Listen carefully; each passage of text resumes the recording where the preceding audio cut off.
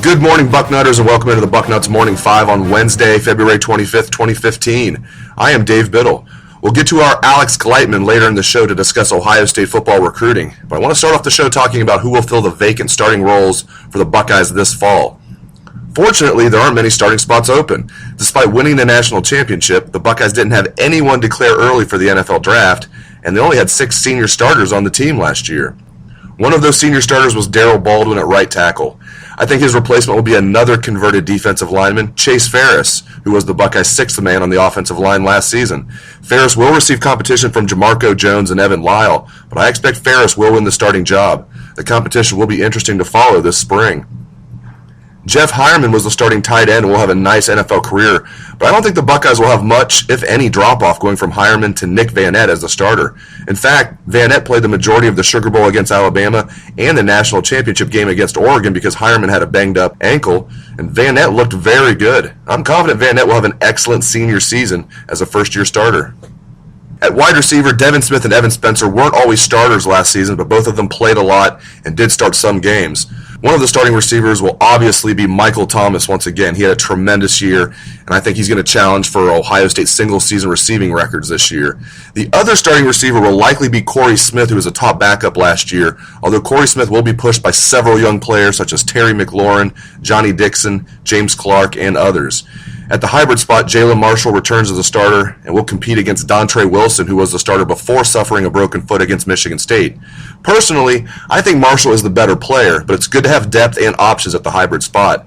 Another player that could receive some action there next season is Paris Campbell.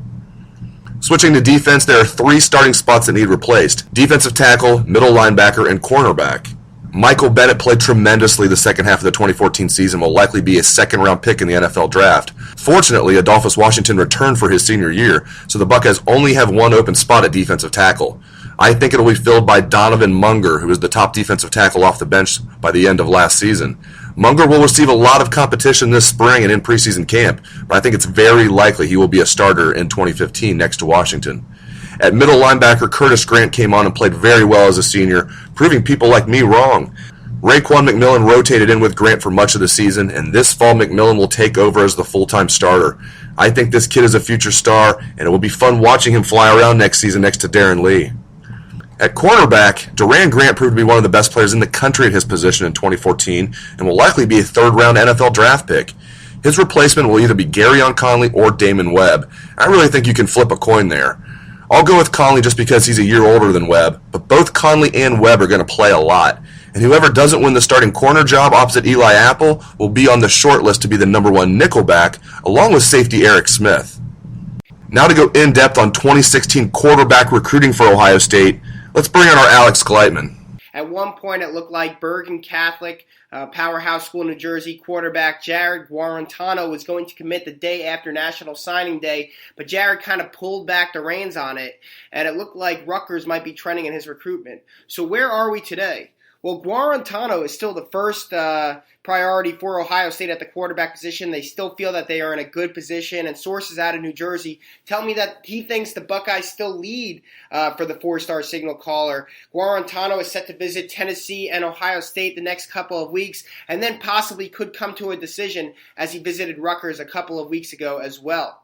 I think the Buckeyes are still in a good position for Jared Guarantano, and I think if they land him, that could be it for the quarterback position in 2016.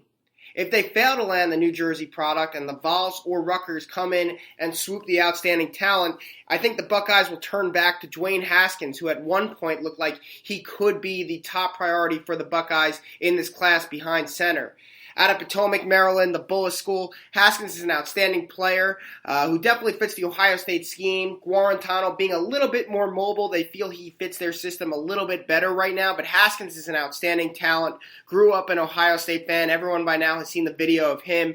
I think, maybe he must have been 10 years old camping at Ohio State saying he was going to come back there. Right now, Maryland seems like it could be the school to beat. They're really playing that hometown feel, but if Guarantano goes elsewhere, I expect the Buckeyes to turn up the heat on Haskins. Another big name, Jawan Pass out of Columbus, Georgia, Carver High School. It looks like right now he's trending toward Alabama. One time Ohio State and Notre Dame were his co-leaders. Auburn was in there. Louisville, where his brother's going, was in there. But right now it looks like Alabama's in there. So a lot of people asking about Pass. I wouldn't bank on him becoming a Buckeye. But a name to start thinking about is Tampa, Florida, Plant High School quarterback Rex Culpepper.